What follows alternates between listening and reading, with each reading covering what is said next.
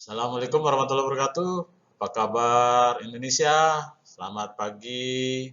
Semoga sehat-sehat semua dalam kondisi pandemi ini. Mudah-mudahan semua warga Indonesia, anak bangsa, sehat dan menjaga kedisiplinan dalam pergaulan sehari-hari. Baiklah, hari ini kita akan belajar tentang akuntansi untuk anak-anak SMA kelas 12 dan ini adalah materi baru untuk kalian.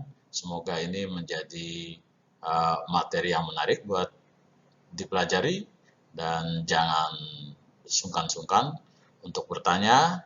Dan mari kita berdoa sebelum memulai aktivitas belajar hari ini dengan membaca basmalah. Bismillahirrahmanirrahim.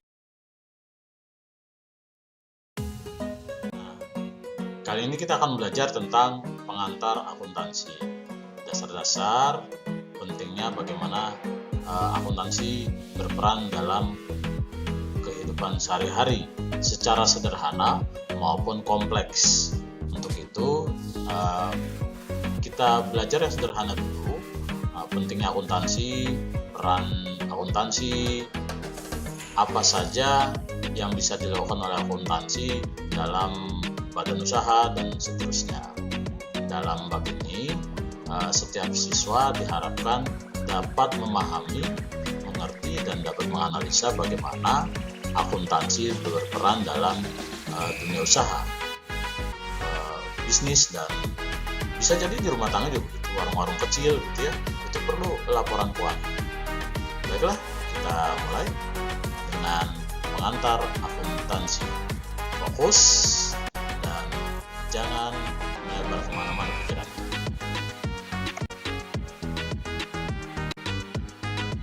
Beberapa alasan mengenai mengapa perlunya akuntansi bagi masyarakat. Satu, berkaitan dengan kegiatan-kegiatan yang mengandung unsur ekonomis. Karena mengandung unsur ekonomis, maka sudah barang tentu memerlukan laporan keuangan, sederhana maupun yang kompleks. Yang kedua, terkait dengan bidang usaha.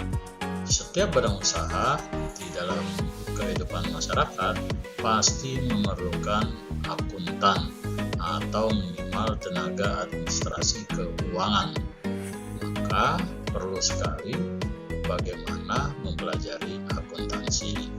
Yang terakhir, investasi-investasi dalam ukuran kecil maupun besar pasti memerlukan laporan keuangan dari sebuah perusahaan yang kebetulan modalnya menjadi modal yang dibeli oleh masyarakat atau dananya memperolehnya dari pasar modal. Maka perlu sekali laporan keuangan secara transparan, terbuka, yang harus diketahui oleh khalayak masyarakat atau publik. Nah, itulah mengapa akuntansi diperlukan dalam kehidupan sehari-hari.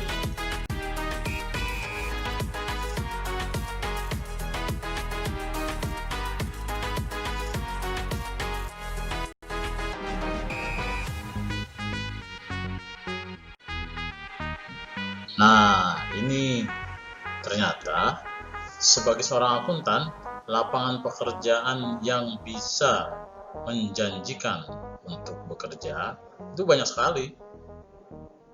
Kalau kamu lihat di slide ke-5 itu coba dilihat, ada yang bisa bekerja di pemerintahan, kemudian telekomunikasi, partai politik, lembaga swadaya masyarakat, transportasi, pariwisata, pendidikan, yayasan sosial, seni pertunjukan, hiburan, bisnis lainnya, properti, ya pokoknya banyak lah, industri kreatif. Jadi sebenarnya sebagai seorang akuntan tidak perlu khawatir dia tidak akan mendapatkan kesempatan bekerja, karena segala lini usaha kehidupan bermasyarakat baik sosial maupun bisnis, artinya yang mencari keuntungan, memerlukan tenaga akuntan.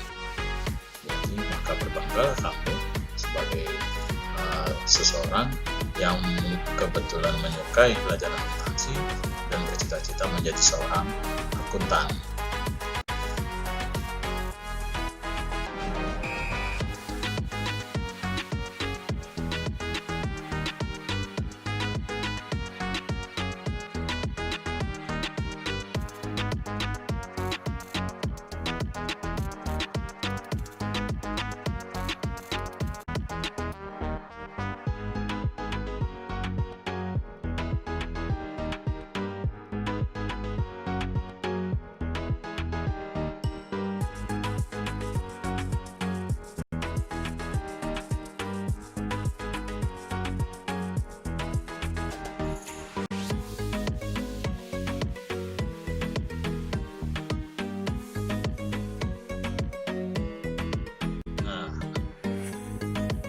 Anak-anak sekalian, kita akan mempelajari dasar-dasar atau pengantar akuntansi dari mulai pengertian, kualitas, konsep, bidang, profesi, dan etika profesi akuntansi.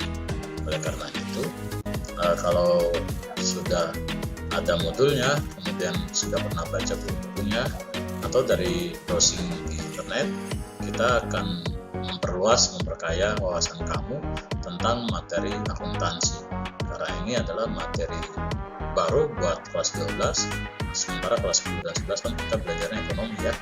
Jadi hari ini dan seterusnya kita akan belajar tentang akuntansi yang berkaitan dengan masalah keuangan. Oke, jadi fokus. Jadi hari ini kita akan belajar 6 materi, 6 sub materi maksudnya tentang pengantar akuntansi.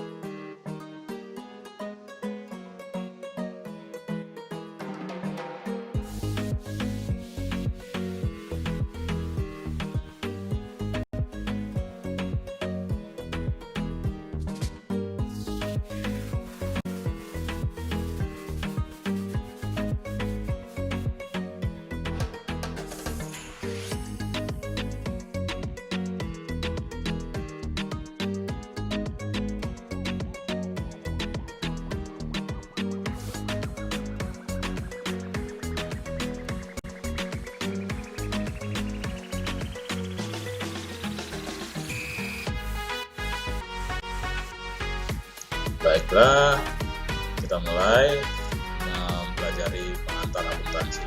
Akuntansi adalah sebuah proses, mengidentifikasi. Apa yang diidentifikasi yaitu data-data keuangan, pengukuran biasanya didasarkan pada nilai uang. Kalau dolar, misalnya pakai dolar, rupiah, jadi ukurannya nanti rupiah, itu maksudnya. Kemudian tahap pelaporan informasinya berkaitan dengan adanya penilaian dan pengambilan keputusan. Jadi laporan keuangan yang dibuat oleh sebuah perusahaan itu akan menjadi dasar keputusan pemimpin perusahaan, misalnya direktur keuangan, mengambil keputusan tentang bagaimana pengelolaan keuangan bisa menjadi lebih baik lagi agar tidak terjadi kebocoran-kebocoran pendanaan perusahaan sehingga mengurangi tingkat keberhasilan labanya. Jadi itulah yang disebut dengan ilmu akuntansi. Nah, kebetulan dalam layar slide-nya ini menurut American Accounting Association. Sebenarnya banyak ahli-ahli lain yang menjelaskan terkait dengan pengertian akuntansi. Akuntansi dikatakan berkualitas informasinya jika memenuhi standar yang sudah ditetapkan oleh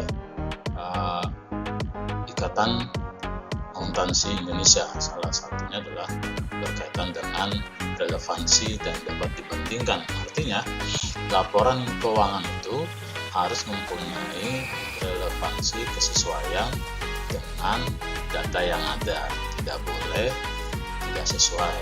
Kemudian juga dapat dibandingkan antara laporan keuangan sebelumnya dengan laporan keuangan yang dilaporkan pada saat ini, atau juga dari sisi besarnya uang juga begitu dapat dibandingkan. Dan selanjutnya harus mudah dimengerti, artinya orang-orang yang membaca laporan keuangan, terutama yang mengerti soal keuangan, itu mudah mengertinya, tidak dibuat seperti yang main-main atau tidak dimanipulatif gitu, jadi datanya tidak bisa dimengerti oleh masyarakat sebagai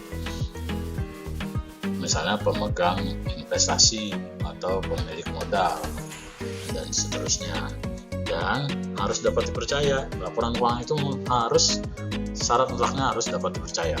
Kemudian konsisten, artinya laporan keuangan itu kalau dibuatnya perperiodik, misalnya sebulan sekali, dia juga harus konsisten, laporan keuangannya dibuat sebulan sekali gitu ya, biasanya tiap akhir bulan.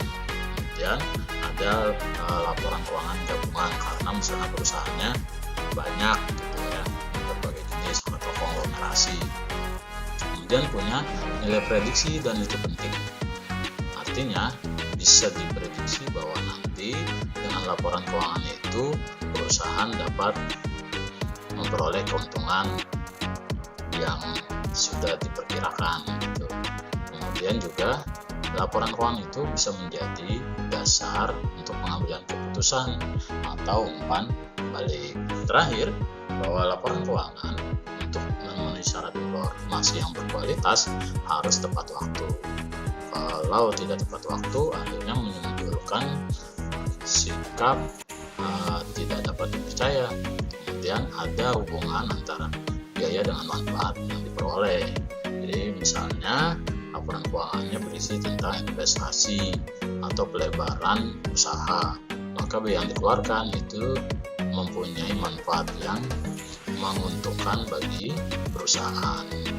Saya kira itu penjelasan mengenai kualitas informasi akuntansi. Selanjutnya berkaitan dengan konsep dasar akuntansi. Setiap akuntansi mempunyai konsep dasar. Pertama, berkaitan dengan kesatuan usaha.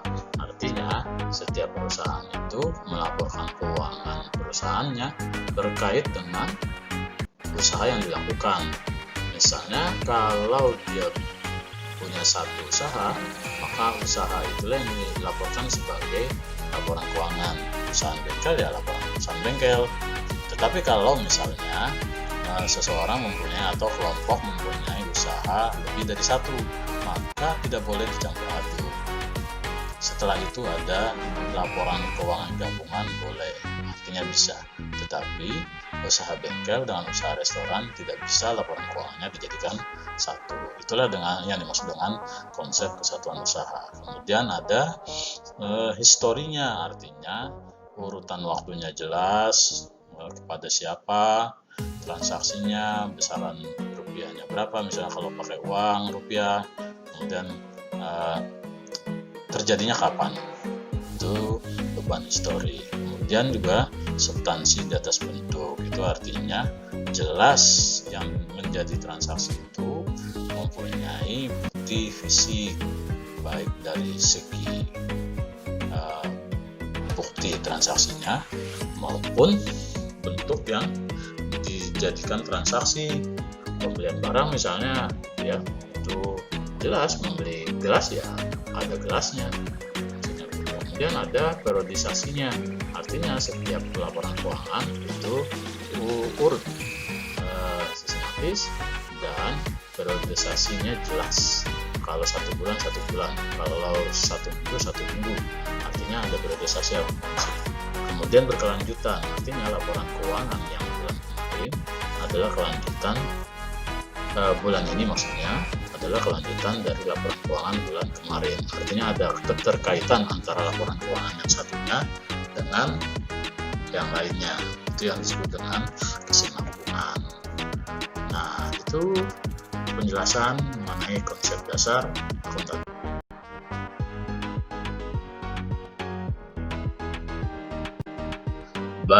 Baiklah, penjelasan selanjutnya berkaitan dengan siapa saja yang memerlukan informasi akuntansi.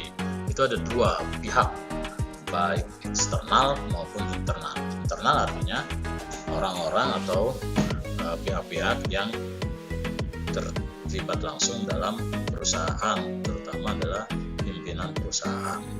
Misalnya direktur keuangan, manajer produksi, dan seterusnya yang terkait langsung dengan perusahaan. Sementara pihak eksternal adalah pihak yang mempunyai kepentingan atas laporan keuangan sebuah perusahaan, namun dia berada di luar perusahaan, tidak terlibat langsung. Siapa? Contohnya karyawan.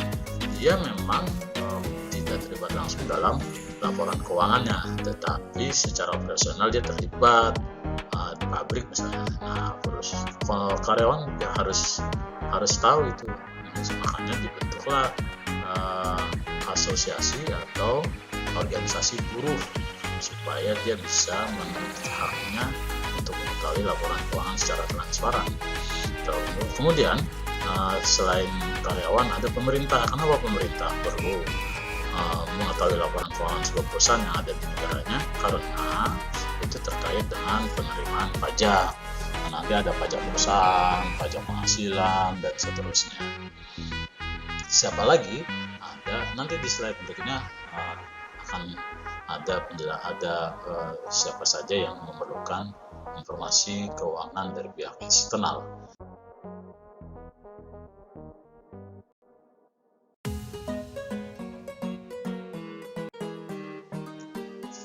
Nah, terkait dengan bidang-bidang akuntansi, sebenarnya sekarang sudah berkembang cukup banyak bidang-bidang akuntansi.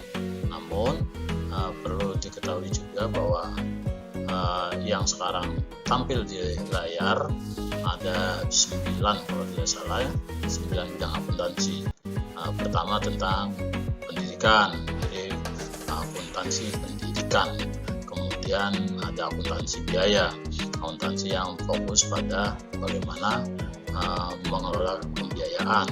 Dan ada akuntansi manajemen, ini terkait dengan pengolahan keuangan. Nanti ada strukturnya. Kemudian ada akuntansi pemerintah, ini terkait dengan bagaimana standar-standar yang dilakukan oleh pemerintah dalam bidang laporan keuangan. Nanti biasanya kalau di Indonesia terkait dengan standarisasi yang dibuat oleh BPK. Kemudian ada akuntansi anggaran, ini bagaimana membuat anggaran agar dapat dengan masuk akal ya, mengelola anggaran, menentukan anggarannya. Kemudian ada akuntansi perpajakan, ini terkait dengan laporan keuangan yang sesuai dengan pajak, jadi memang agak berbeda dengan akuntansi biasa. Kemudian auditing, ini terkait dengan pemeriksaannya langsung, auditing namanya. Di situ ada terkandung pengawasan dan seterusnya, dan pemeriksaan yang akhirnya akan diputuskan laporan keuangan itu memenuhi standar atau tidak. Nah, sistem akuntansi ini terkait dengan sistemnya, ya, misalnya nanti terkait dengan teknologinya salah satunya. Kemudian terakhir akuntansi keuangan, ini berkaitan dengan masalah keuangannya. Jadi bidang-bidang akuntansi itu sebenarnya masih banyak lagi, karena perkembangan zaman semakin berkembang gitu ya dalam akuntansi. Baiklah, itu yang bisa saya jelaskan berkaitan dengan bidang-bidang akuntansi.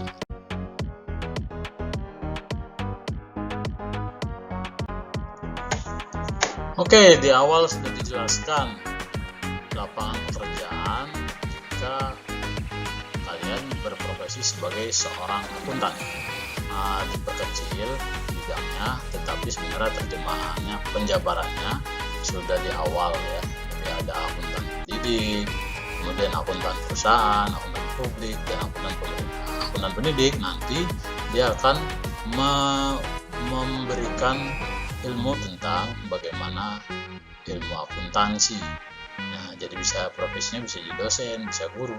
Kemudian perusahaan adalah orang-orang yang bekerja sebagai akuntan di sebuah perusahaan, baik perusahaan pemerintah maupun perusahaan swasta, artinya BUMN maupun BUMS gitu. Kalau akuntan publik adalah akuntan yang bekerja secara mandiri, bebas, independen, membuka kantor akuntan, konsultan akuntan, itu namanya akuntan publik. Dan akuntan pemerintah adalah akuntan yang bekerja untuk pemerintah. Di Indonesia ada BPK. Selain BPK, di bagian-bagian unit kementerian biasanya juga ada. Nah, itu profesi akuntan. Oke, ini sesi materi terakhir tentang etika profesi akuntansi. Ada beberapa yang perlu Anda ketahui terkait dengan etika profesi akuntansi. Salah satunya adalah kepribadian. Seorang akuntan harus mempunyai kepribadian yang capable, artinya dia memang layak disebut sebagai seorang akuntan. Salah satu ciri khas seorang akuntan adalah kejujuran. Kejujuran dalam menilai, kejujuran dalam melaporkan, dan seterusnya. Kemudian harus cakap profesi, artinya profesionalisme. Dan dalam etika itu ada namanya Dewan Kode Etik yang akan mengawasi, menilai seorang akuntan. Selanjutnya ada tanggung jawab seorang profesi. Dan harus independen, seorang akuntan itu harus independen, tidak mudah dipengaruhi oleh pihak-pihak yang memerlukan laporan keuangan itu dianggap sebagai sebuah laporan keuangan integritas dan benar. Terakhir, mempunyai tanggung jawab terhadap klien yang dijadikan sandaran untuk berkonsultasi. Artinya klien itu mempunyai hak untuk menuntut tanggung jawab pada seorang akuntan terhadap laporan keuangan yang diperiksa atau dinilainya. Nah, sampai di sini silakan nanti bertanya, dapat lewat chat, WA, Line, atau mungkin bisa lewat Facebook dan YouTube. Kalau nanti mau tanya dari YouTube juga boleh. Ya. Yang penting kita bisa berdiskusi. Selanjutnya kalian diminta untuk melakukan tugas mandiri melalui yang di bawah link yang sudah saya tempel di slide ini. Silakan diklik nanti atau dibuka linknya. Ada tugas mandiri untuk setiap siswa. Dikerjakan soal tersebut dengan baik dan benar menurut pendapat kalian masing-masing. Jangan menurut orang lain, apalagi copy paste dari istilah-istilah yang ada di internet, ya, browsing terus di copy paste. Pakailah bahasa sendiri supaya ilmu kalian berkembang. Selamat mengerjakan, dan bisa kita diskusikan nanti setelah kalian menjawab.